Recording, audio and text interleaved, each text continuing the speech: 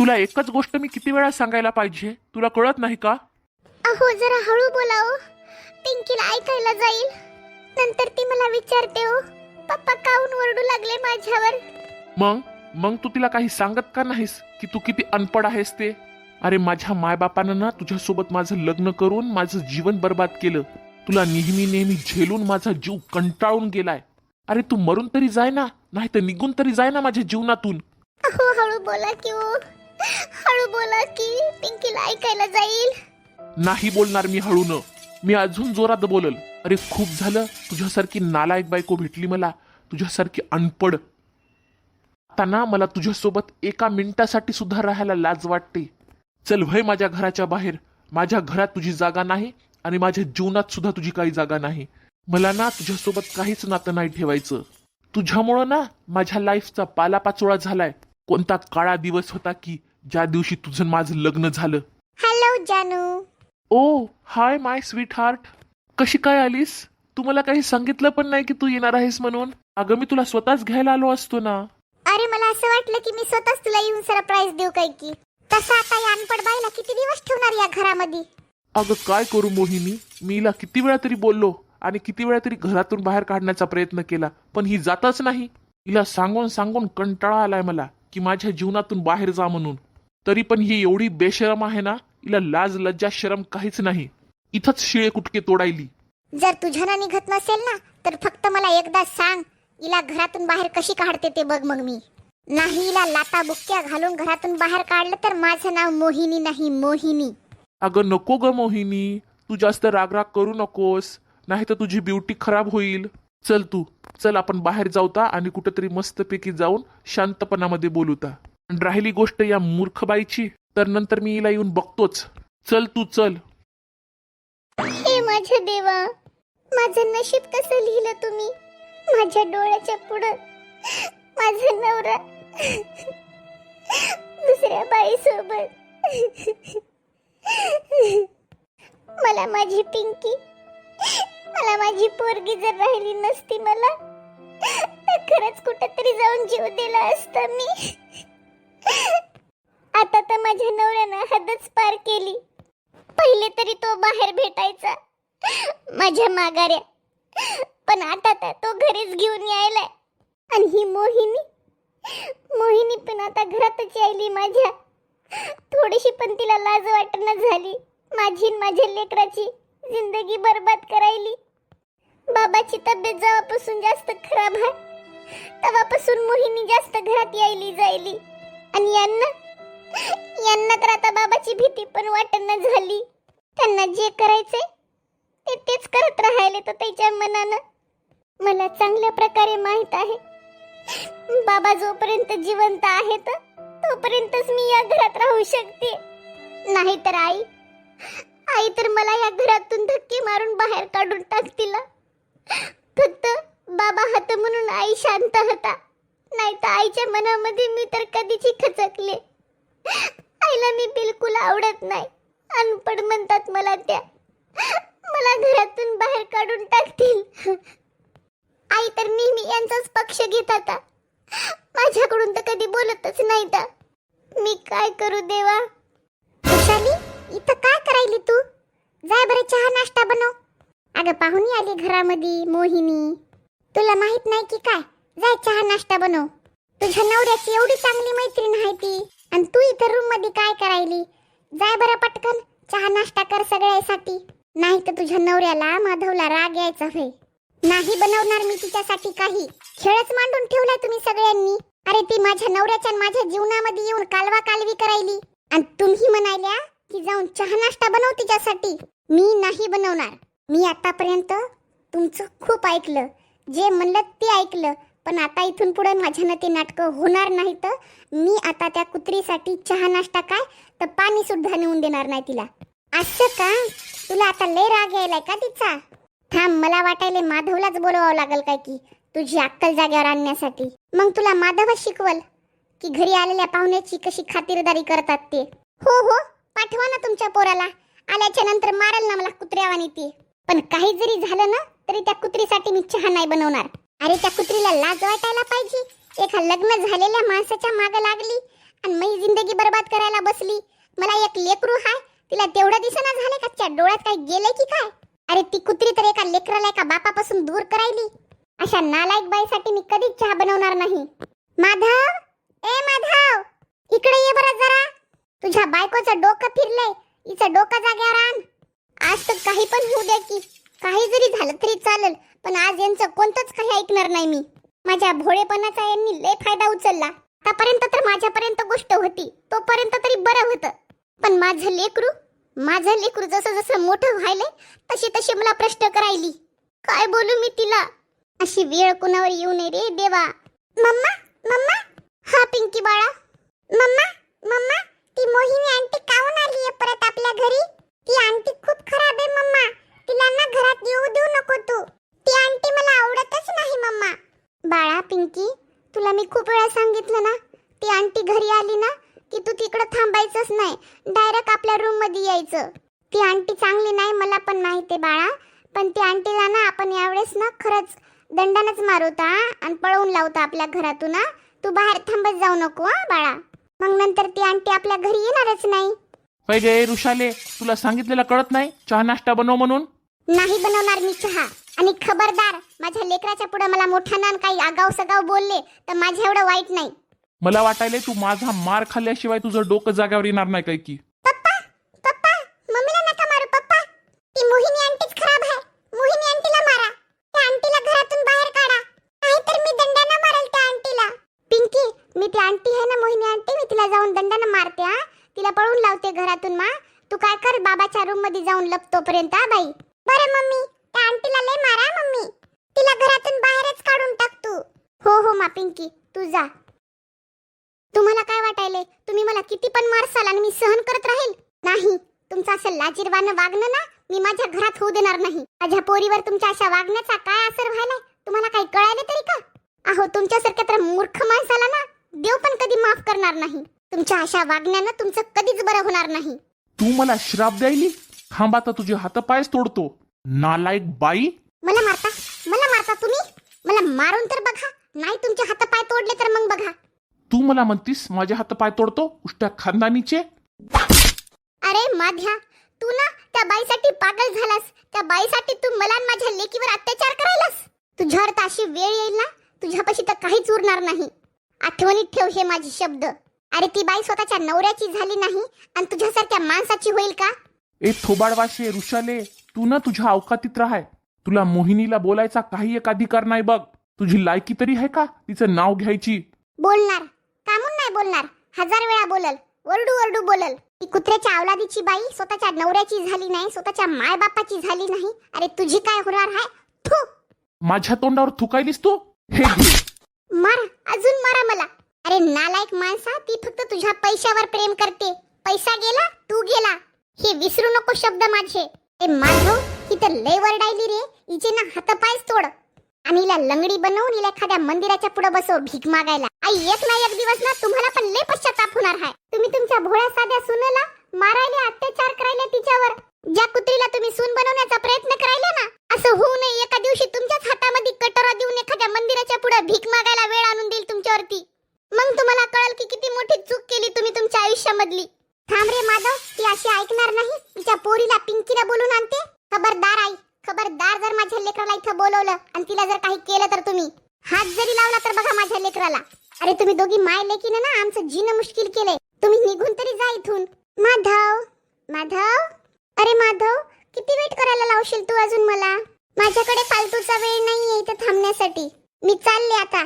जेव्हा तुझ्यासाठी एकदम व्यवस्थित वेळ असेल ना तेव्हा ये मला भेटायला बाहेर. अगं नाही ग नाही बाई, तू काय कर, हॉल मध्ये बस, मी चहा नाश्ता घेऊन येते तुझ्यासाठी. माधव, जाय बरं मोहिनी सोबत बस. हो हो मोहिनी, चल मी तुझ्या सोबत येतो बसायला. आता काय करणार तू? काय करणार गो ऋषाली? काहीच नाही करू शकत तू. जिचे माय बापा नसतील ना माहेरामध्ये, त्या पोरीनं ना जास्त उड्या मारू नयेत, कारण त्यांचे सासर घर शिवाय त्यांचा दुसरीकडे ठिकाणा नसतो. हे कसे दिवस आणले तुम्ही देवा माझ्यावर. माझ्या लग्नाला 8 वर्ष झाले. माझी पिंकी 7 वर्षाची झाली. तरी पण हा माणूस असा करतोय माझ्यासोबत. माझे माय बापा सुद्धा नाहीत. मी माझ्या माहेरी गेले असते या माणसानं सोडून कायमची. माझे आई वडील सुद्धा राहिले नाही. माझ्या माहेरात माझ्या 2 वहिन्या होत्या, माझे 2 भाऊ होत. माझे भाऊ तरी मला जीव लावतील, पण वहिनी, माझ्या दोन्ही वहिनी मला बरोबर बोलत पण नाहीत. कशी जाऊ मी तिथं? माझ्या दोन्ही भावजयाला मी कशीच बरी दिसत नाही. त्यांच्या डोळ्यात सलते. म्हणून इतक्या दिवसापासून मी माझ्या नवऱ्याच्याच घरी माझ्या नवऱ्याचा आणि माझ्या सासूचा अत्याचार सहन करत आले. तिकडे कधी गेले पण नाही. आणि गोष्ट राहिली या घरात राहायची, फक्त मी माझ्या सासऱ्यामुळे राहत आले. कारण माझा सासरा खूप चांगला माणूस आहे. त्यांनी माझा साथ दिला आतापर्यंत. पण आता ते खूप बिमार आहेत. त्यांचं काहीच चलना झालंय घरामध्ये. ऋषाली, बाई ऋषाली. काय झालं? कामून वरडायले तुम्ही इथं झोपल्या? अगं शांता, एवढा घरामध्ये आवाज कशाचा यायलाय ग? किती वेळचा आवाज यायला आरडाओरडीचा? काय झालंय? आणि ऋषाली कुठे आहे माझी सून? मेली ती. तुम्हाला काय करायचंय तिच्यावरून? अहो तुम्ही गप झोपत जा की हो. तुमचा खाय प्यायचा टाइम झाला नाही, काय नाही. जेव्हा टाइम झाला तेव्हा बनवून देईल तुमची सून ऋषाली. अगं शांता, कवा तरी प्रेमानं चांगलं बोलत जाय की ग.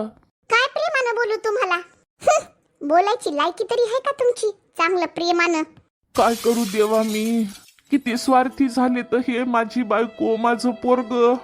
एवढे स्वार्थी कसे झाले? जेव्हा मी चांगला होतो, माझे हातपाय काम करायचे, सॅलरी यायची, तेव्हा किती खुश राहायचे हे. माझी इज्जत करायचे, मान सन्मान करायचे. आणि आता 2 शब्द सुद्धा प्रेमाचे बोलत नाहीत माझ्यासोबत. बाबा, बाबा, काय झालं ग ऋषाली? का म्हणून रडायली तू? बाबा, बाबा, अजून मी किती सहन करू? यांनी तर आता हदच पार केली. बाई ऋषाली, मला लय अफसोस वाटते ग. मला वाटते माझ्या पोराला मी लहानपणीच मारला असतं तर आज हे दिवस मला बघायला भेटले नसते. तो लय अत्याचार करायलाय तुझ्यावर, मला माहित आहे. जाय बाई, जाय तू या घरातून कायमची निघून जाय. या घरामध्ये माणसं नाही, हेमानं राहतात. तुला बराबर बोलत सुद्धा नाहीत, तुझ्यासोबत बराबर राहत सुद्धा नाहीत. तू इथून गेलेलीच बरी बाई. ऋषाली, जाय तू. हे तुझ्या प्रेमाच्या लायकीचे नाहीत. या दोघांना पण माझी बदुआ लय लागल. कधीच खुश राहणार नाहीत हे. बाबा, बाबा, मला जर जायचं राहिलं असतं ना तर मी कधीचीच गेले असते. जेव्हा यांनी माझ्यावर पहिला हात उचलला, फक्त मी या घरामध्ये ना बाबा तुमच्याकडे बघून राहते, तुमच्यासाठी राहते. बाबा, तुम्ही मला साथ देता म्हणून मी तुमच्यासाठी राहते. बाबा, जर मी या घरातून गेले ना बाबा तर मला चांगल्या प्रकारे माहित आहे तुम्हाला पाण्याचा साधा गिलास सुद्धा कोणी भरून आणून देणार नाही. बाबा, तुम्ही आहात ना या घरामध्ये, तोपर्यंत मी या घरातून कुठंच जाणार नाही. पण ज्या दिवशी तुमचं या घरचं अन्न पाणी संपेल ना, त्या दिवशी मी या घरातून कायमची निघून जाईल. 1 मिनिट सुद्धा राहणार नाही. खूप दूर निघून जाईल यांच्यापासून.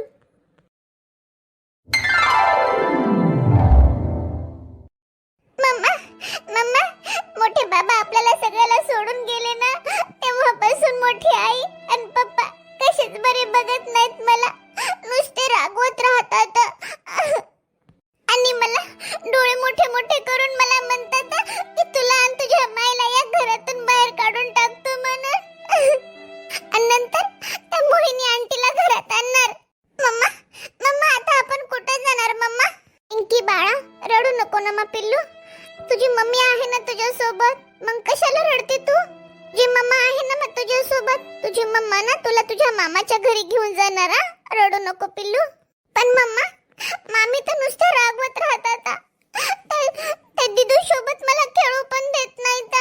नुसतं रागवत राहतात मला. होय गे, पिचभर नाहीस की. आणि आमचं नाव सांगायलीस का तुझ्या मायला येऊन? लाव्या लाव्या करायला 1 नंबर झालीस. हसकी एवढी शिट्टीच भरत हसकी. तुम्ही दोघी मायाले की एकसारख्याच. आता निघा या घरातून तुम्ही दोघी पण. आई, जरा कमीत कमी लेकरा पुढे तरी जरा बरोबर बोलत जा की. तुमची नात आहे ही. चुप, गप्प बस. तू मला समजून सांगायला निघालीस काय ग? शहाणी, लय म्हणत होतीस ना की ते मथार घरात घरात आहे तोपर्यंत राहते म्हणून. आता ते गेले, आता तू या घराच्या बाहेर होय बघ. आई, थोडीशी तरी लाज वाटू द्या. ते मथार म्हणायल्या, ते मथार दुसरं कोणी नाही, तुमचा नवरा होता.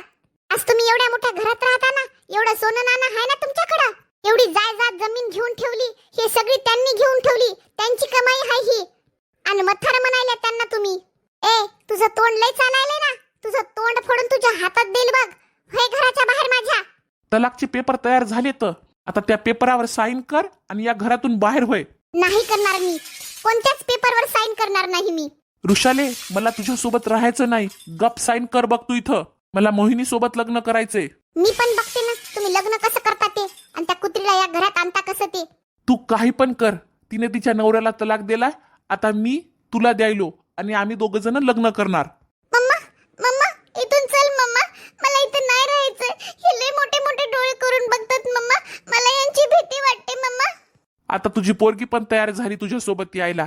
आता तरी निघ या घराच्या बाहेर. हो, जराशी तरी लाज वाटू द्या. ही पोरगी फक्त माझी नाही, तुमची पण हाय. एवढं कसं त्या बाईमुळे पागल झाली की स्वतःच्या बायकोला आणि सख्या लेकराला घरातून बाहेर काढायले तुम्ही. माधव, तू जा आणि मोहिनीला घेऊन ये. तीच होणार या घरची सून.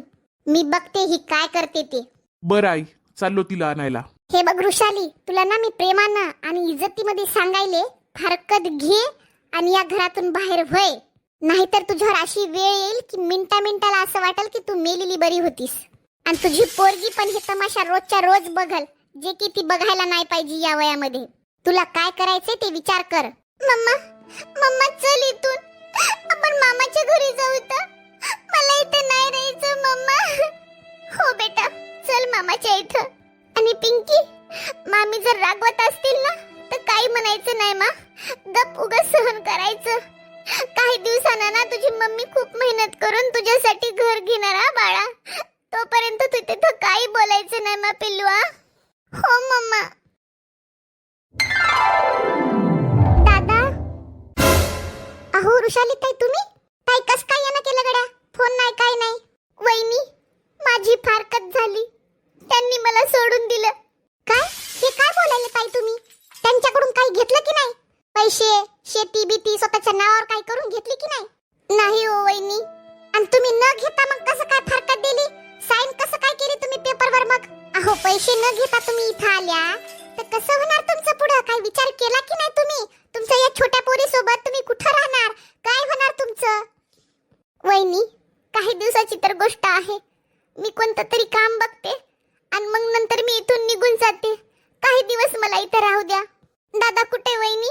ताई, तुम्हाला हे तरी माहित आहे ना मला 2 लेकरं आहेत म्हणून. आणि तुमच्या दादाला कोणतं काम नाही, काय नाही. काम इकडे तिकडे शोधायला येतं, बाहेर गेले तर ते काम शोधायला. तसं बघायला ताई तुम्हाला इथे यायची काहीच गरज नव्हती. तुम्हाला मोठा भाऊ आहे की, त्याच्याकडे सगळं आहे की. त्याने जमीन हडपून घेतली सगळी. तिथं जायचं होतं तुम्ही. इथे यायला काय गरज पडली तुमची? आत्तेबाई, तुम्ही कधी आल्या? पिंकी, चिंके, कशाला आली तू बाहेर? होय घरात. मम्मी, पप्पाचा फोन आला होता. पप्पा विचारू लागले की काय आणायचं खायला. तू होय आधी घरात. हे बघा ताई, इथं ना तुमचं काही होणार नाही. तुम्ही ना तुमच्या मोठ्या भावाच्या इकडे जा.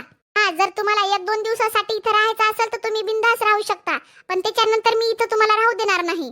बरं वहिनी, मी 1-2 दिवसामध्ये निघून जाते कुठं पण मला फक्त 1-2 दिवस तरी राहू द्या.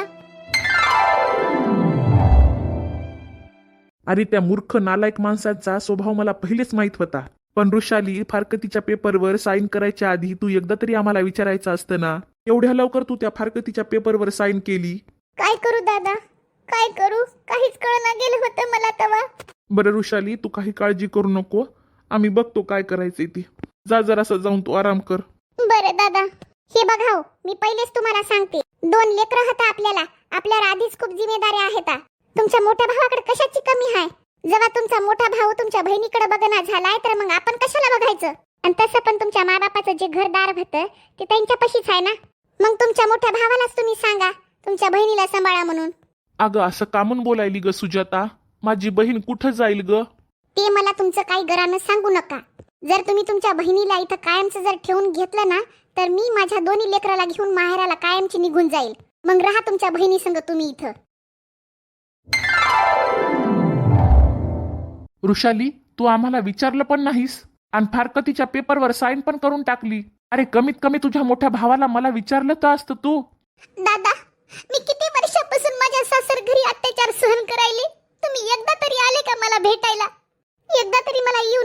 का मी बरी आहे का, कशी आहे, जिवंत आहे की नाही ते. आणि माझ्यापाशी फोन पण नाही मी तुम्हाला फोन करून काही सांगायला. खूप परेशान केलं त्यांनी आम्हाला आणि धक्के मारून घराच्या बाहेर काढून टाकलं आमच्या दोघीला. त्यांनी मला सांगितलं जर मी फारकतीच्या पेपरवर साईन नाही केली ते माझ्या पोरीला मारून टाकतील म्हणू लागले. म्हणून मी साईन केली भाऊ. बस काही दिवसाची तर गोष्ट आहे दादा. काही दिवस मला इथे राहू दे, मग मी माझं काम बघते आणि इथून निघून जाते माझ्या बाईला पिंकीला घेऊन. गोष्ट तशी नाही गुरुशाली, हे घर पण तुझं आहे, तू राहाय. पण तू आम्हाला जर काही सांगितलं असतं तर त्याला आम्ही बराबर जागेवर तर घेतलं असतं ना. त्याच्यानंतर तू त्याला फारकत दिली असती. आता फारकत झाल्यावर आपण काही करू पण शकत नाही. बरं जाऊ दे, तू आता राहा इथं. तुझ्यासाठी मी काहीतरी काम बघतो. बरं दादा.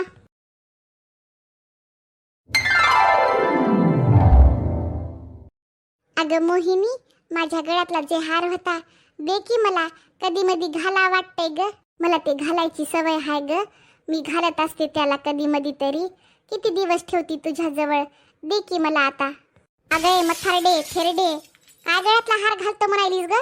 तुझं का हे वय आहे का गळ्यातले हार घालायचे? कुठं मटकायचे की काय, कोणाला दाखवायचे तुला? घालून जाशील फिरशील बाहेर तर कोणी गळा कापायचा होय तुहा. मग आमचं नुकसान होणार नाही का? तेवढ्या मोठ्या हाराची चोरी व्हायची होय. आता लय वय झालंय, आता गप्प एका कोणत्यामध्ये बसायचं आणि खायचं गुणानं. अगं मोहिनी, तुला जराशी पण लाज वाटना झाली का? कोणाला बोलायलीस तू? सासू आहे मी तुझी. ए थेरडे बस गप. त्या पोरासोबत काय मी लग्न बिग्न केलं नाही अजून. बिना लग्नाचीच राहिले इथं. तू कसं काय सासू म्हणालीस मला? जास्त बडबड करायचं नाही माझ्या पुढं. खायचं गप आणि कोणत्यात पडून राहायचं. नाही तर कोण्या दिवशी माझ्या मनात आला ना आणि त्या पोराला मी सांगून दिलं ना किला घराच्या बाहेर काढ, तर तुझं पोरग एका शब्दावर तुला घरातून बाहेर काढून द्यायचं होय, ते बी धक्के मारून. तुझी एवढी हिम्मत, तू मला अशी बोलायलीस? आज जीव दे, आज येऊ दे माझ्या लेकाला. तुझं नाव सांगून या घरातून बाहेर तुला काढते मी. ए मथारडे थेरडे, पागल झाली की काय तू? तुला काय वाटतंय तुझं पोरग मला घरातून बाहेर काढल? अगं मथारे थेरडे, तुझं पोरग माझ्या प्रेमात एवढं पागल झालंय ना, त्याला जर मी म्हणलं ना बस तर बसतंय, उठ म्हणलं तर उठतंय. त्याला जर मी सांगितलं ना की हा माईला मार, तर ते तुला मारायला बी कमी करणार नाही. त्याच्यामुळे ना माझ्या नादी लागू नको. मोहिनी म्हणतात मोहिनी, मोहिनीच करून टाकली ती ह्या पोरावर. पहिली मला लय आई आई करायची आणि आता काय झालंय तुला? ते तर फक्त तुला आणि ह्या पोराला येडं करण्यासाठी बोलत गेली, जे की तुम्ही झाले. आता कोण काढणार मला या घरातून बाहेर? आज तुझ्या लेकाला घरी येऊ दे. तुझ्या लेकाकडून आज साईन करून घेते. सगळी प्रॉपर्टी, हे घरदार, बंगला, शेती, जमीन सगळं काही माझ्या नावावर करून घेते. आणि काही दिवसानं तुला मी घरातून बाहेर काढते. मला माहित नव्हतं तू नागिन हसते. मला चावलीस, माझ्या पोरालाही चावलीस. आणि तुझ्यामुळं मी माझ्या सुनला घरातून बाहेर काढलं. साधी भोळी माझी सून, तुझ्यावर विश्वास ठेवला. माझी सून मला म्हणू लागली, माझी ऋषाली मला म्हणू लागली की आई ही बाई बराबर नाही. जिने स्वतःच्या नवऱ्याला सोडलं, जी स्वतःच्या मायबापाची झाली नाही, ती तुमची काय होणार? आज मला माझ्या ऋषालीची, माझ्या सुनेची लय आठवण यायली. तिच्यासोबत मी लय चुकीचं वागले. अगं थेरडे, बोंबलू नको, जास्त नाटक करू नको. मोहिनी, काय झालं जानू? काय झालं? तू नागिन आहेस हे मला माहित नव्हतं. तू तर माझ्या संसाराची राखच लावलीस. माझ्या माईला काय बोलायलीस तू? घरातून बाहेर काढणार आहेस माझ्या माईला तू? तुझ्यावर विश्वास ठेवून मी माझ्या सोन्यासारख्या लेकराला, माझ्या बायकोला घरातून बाहेर काढलं. माझी बायको मला ऋषाली म्हणू लागली. ती कुत्री हाय, कुत्री, जी स्वतःच्या मायबापाची झाली नाही, नवऱ्याची झाली नाही, तर माझी काय होणार? आज तुझ्यामुळं मी माझ्या संसाराची राख लावली आणि या घरातून माझ्या माईला बाहेर काढायलीस तू? तू है या घराच्या बाहेर. पण जानू, आई कुत्र्याच्या अवलादीचे घराच्या बाहेर वय म्हणायलो तुला. आई आई मी खूप चुकी केलीये मोठी. माझ्या पोरीला आणि माझ्या बायकोला मी सोडून दिलं. देव मला कधीच माफ करणार नाही आई. देव मला पण माफ करणार नाही रे माधव. माझ्या सुनेला आणि माझ्या नातीला मी घरातून बाहेर काढलं. देव तर मला पण माफ करणार नाही कधीच. जेवढा जिम्मेदार तू आहेस ना, तेवढीच मी पण जिम्मेदार आहे या गोष्टीसाठी. पण आता खूप झालं, बस झालं. जाय माझ्या सुनेला घेऊन ये.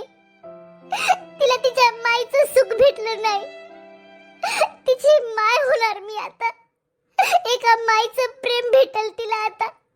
जाय माझ्या लेकीला घेऊन ये, माझ्या नातीला घेऊन ये, तरच माझं पाप फिटल. नाही तर मी स्वतःला कधीच माफ नाही करू शकणार. जाय माधव जाय. हो आई. तर मंडळी, तुम्हाला आजची आमची स्टोरी कशी वाटली तुम्ही आम्हाला कमेंट मध्ये नक्की सांगा. आणि व्हिडिओला लाईक करा, शेअर करा, कमेंट करा आणि बेल आयकॉनला दाबायला विसरू नका. आणि हो, सबस्क्राईब तर राहिलंच ना, ते पण करा, कारण माझे नवीन नवीन व्हिडिओ तुम्हाला बघायला मिळतील. तर चला पुन्हा भेटू एका नवीन व्हिडिओमध्ये. तोपर्यंत बाय बाय.